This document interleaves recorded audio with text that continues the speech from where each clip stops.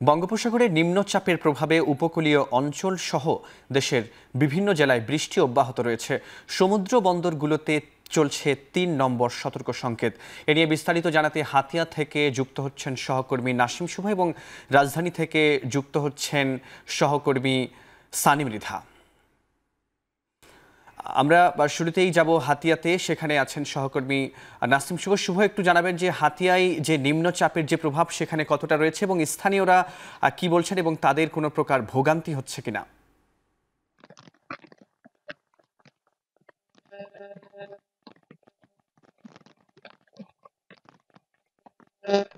ফরহাদ, বঙ্গোপসাগরে সৃষ্ট যে নিম্নচাপ সেটি কিন্তু ইতিমধ্যে ভয়ঙ্কর রূপ নিয়েছে। আমার পিছনে মেঘনা নদী এবং দেখতে পাচ্ছেন আসলে নদীতে যে জোয়ার তা অন্য সময়ের তুলনায় ৫ থেকে ৬ ফুট অধিক উচ্চতায় জোয়ার হচ্ছে, যার কারণে কিন্তু নিম্নাঞ্চল গতকালকেও কিছু এলাকায় প্লাবিত হয়েছিল এবং আজ কিন্তু হাতিয়ার বেশ কিছু এলাকায় নিম্নাঞ্চল প্লাবিত হয়েছে এবং অনেকের কাছে যে ঘর বাড়ি রয়েছে, ঘরের চাল, এগুলা কিন্তু ইতিমধ্যেই ভেসে গেছে। জোয়ারের পানির সাথে সাথে অনেকের ঘর বাড়ি, ল্যাট্রিন, টিউবওয়েল থেকে শুরু করে অনেক কিছু বিনষ্ট হয়ে গেছে। দোকানপাট এবং এতে থাকা মালামালও কিন্তু ইতিমধ্যে পানিতে ভেসে গেছে। এছাড়া নদীতে উত্তাল থাকার কারণে কিন্তু হাতিয়ার মূল ভূখণ্ডের সাথে সারা দেশেরই নৌ যোগাযোগ বন্ধ রয়েছে। যেহেতু হাতিয়ার সাথে দেশের কোনো সড়ক যোগাযোগ নেই, তাই কার্যত বলা যায় যে হাতিয়ার সাথে সারা দেশের সব ধরনের যোগাযোগ বন্ধ রয়েছে। অর্থাৎ জরুরি প্রয়োজনে কিন্তু গত 2 দিন থেকে হাতিয়া দ্বীপের মানুষ তারা আসলে দেশের কোথাও যেতেও পারছেন না এবং দেশের কোথাও থেকে জরুরি প্রয়োজনে তারা হাতিয়া ফিরতে পারছেন না।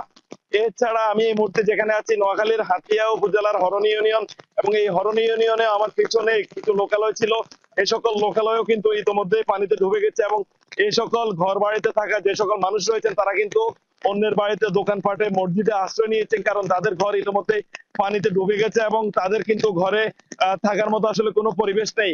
এখানে মসজিদ থেকে শুরু করে নিম্নাঞ্চলে যে সকল স্থাপনাগুলো রয়েছে সবগুলোই কিন্তু ইতিমধ্যেই পানিতে ডুবে গেছে। তো আমরা কথা বলেছি নোয়াখালী জেলা প্রশাসকের সাথে, তিনি জানিয়েছেন আসলে এই যেই নিম্নচাপ সেটি যদি ঘূর্ণিঝড়ের রূপ নেয় তারা কিন্তু তাদের প্রস্তুতির কথা জানিয়েছেন। তিনি জানিয়েছেন নোয়াখালী পানি উন্নয়ন বোর্ডের আসলে যে 7 কিলোমিটারের অধিক ঝুঁকিপূর্ণ বাঁধ রয়েছে, সেই ঝুঁকিপূর্ণ বাঁধগুলো কিন্তু সংস্কারের জন্য এবং এইদিকে সুদৃষ্টি দেওয়ার জন্য কিন্তু তিনি পানি উন্নয়ন বোর্ডকে নির্দেশনা দিয়েছেন। তো এখানে স্থানীয় যারা রয়েছেন তারা বলছেন এবছরের যেই নিম্নচাপটি এটি অন্য সময় থেকে কিছুটা ভিন্ন ধরনের, অর্থাৎ কিছু ভয়ঙ্কর রূপে, এবং এই ধরনের নিম্নচাপ কিন্তু গত 2-4 বছর কিন্তু এই এলাকায় হয়নি। তো এই ছিল আসলে নোয়াখালী থেকে এখন অব্দি আমার কাছে আবহাওয়ার সবশেষ। এদিকে রাজধানীর বৃষ্টির ভোগান্তি নিয়ে আরও জানাতে রাজধানীর কারওয়ান বাজার থেকে যুক্ত হচ্ছেন সহকর্মী সানি মৃধা। সানি, অফিস তো এখন ছুটির একটা সময়, এখন সড়কগুলোতে কোনো প্রকার যানজট কিংবা বৃষ্টির কারণে সাধারণ মানুষের কোনো ভোগান্তি আছে কিনা একটু জানাবেন।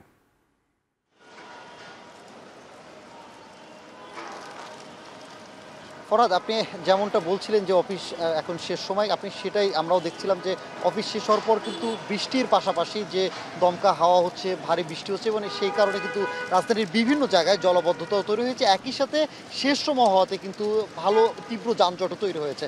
আমরা যতক্ষণ থেকে আমরা যেমনটা বলছিলাম শাহবাগ থেকে কারওয়ান বাজার আসতে কিন্তু দীর্ঘ সময় লেগে গেছে এবং সেই খুব ধীর গতিভাবে কিন্তু গাড়ি চলাচল করছে এখান দিয়ে। একই সাথে কিন্তু আমরা যদি বলি যে বিভিন্ন শ্রেণী পেশার মানুষ বা যারা বাসায় ফিরছেন কর্মজীবীরা কিন্তু এখন ঘরে ফেরার সময়, এই সময়টা কিন্তু বেশ তাদের ভোগান্তি পোহাতে হয়েছে। কারণ আপনি যেমনটা দেখছিলেন যে বঙ্গোপসাগরে নিম্নচাপের কারণের যে প্রভাব ঢাকাতে পড়েছে, সের ফলে কিন্তু গতকাল রাত থেকেই ভারী থেকে মাঝারি ভারী বৃষ্টি হচ্ছে এবং একই সাথে সেই ধারাবাহিকতা কিন্তু সেই রাত থেকেই কিন্তু এখন পর্যন্ত অব্যাহত রয়েছে। এই এমন অবস্থার মধ্যেই কিন্তু মানুষ কর্মক্ষেত্রে যাচ্ছেন। একই সাথে যারা শ্রমজীবী মানুষ বা নিম্ন শ্রেণীর নিম্নবিত্ত যারা রয়েছেন তারাও কিন্তু সেই কর্মক্ষেত্রে নেমেছেন এবং তারাও কিন্তু বেশ ভোগান্তির মধ্যে পড়েছেন। তারা যেমনটা বলছিলেন, যেমন রিক্সাওয়ালা আমাদেরকে রিক্সা চালকরা যেমনটা আমাদেরকে বলছিলেন যে তাদের স্বাভাবিকভাবে যে পরিমাণে যাত্রী তারা পেত, সেই একই পরিমাণে যাত্রী কিন্তু আজকে পাচ্ছেন না। এর ফলে কিন্তু পুরোই ভিজেই কিন্তু পুরো দিন পার হওয়ার পরও প্রত্যাশা মতো যাত্রী না পাওয়ায় কিন্তু তারা হতাশা প্রকাশ করেছে। একই সাথে যারা দিনমজুর আছেন তাদের কণ্ঠেও কিন্তু সেরকম অস্বস্তির সুর কিন্তু ছিল। যেমনটা বলি যে যেহেতু আজকে প্রায় বৃহস্পতিবার সরকারি ছুটির, আগামীকালকে শুক্রবার ছুটির শেষ দিনেও কিন্তু স্কুল কলেজ আজকে খোলা ছিল। আমরা দেখেছি যে স্কুল বা কলেজ বা একাদশ শ্রেণীর যে শিক্ষার্থীরা রয়েছেন তারাও কিন্তু দেখেছি যে ভিজে চলে যাচ্ছে। তবে সবচেয়ে বেশি অস্বস্তি যেটা ছিল যে আমরা সাধারণত দেখি যে নগরীতে হালকা থেকে থেকে মাঝারি বৃষ্টি হলেই কিন্তু প্রধান সড়ক থেকে অলিগলিতে সবখানে কিন্তু পানি উঠে যায়, বা যেহেতু পানি নিষ্কাশন প্রক্রিয়াটা খুব একটি নগরীতে রাজধানীতে খুব একটি ভালো না, এর ফলে কিন্তু আমরা দেখেছি যে এত ভারী বর্ষণের কারণে কিন্তু রাজধানীর বিভিন্ন জায়গায় পানি উঠে গেছে। এর কারণে যাত্রা যে স্বাভাবিক যে যানবাহনের যে গতিবিধি ছিল সেটি কিন্তু স্লো হয়ে গেছে। তো একই সাথে বলা যায় যে আজকের এই যে মাঝারি বা টানা বর্ষণের ফলে কিন্তু পুরো নগর জুড়ে কিন্তু একটি ভোগান্তি তৈরি হয়েছে। তো ফরাদ, এই ছিল সবশেষ আমার কাছে। নোয়াখালীর হাতিয়া থেকে আমাদের সঙ্গে বৃষ্টির খবর জানাতে যুক্ত ছিলেন সহকর্মী নাসিম শুভ এবং রাজধানীর কারওয়ান বাজার থেকে যুক্ত ছিলেন সানি মৃধা।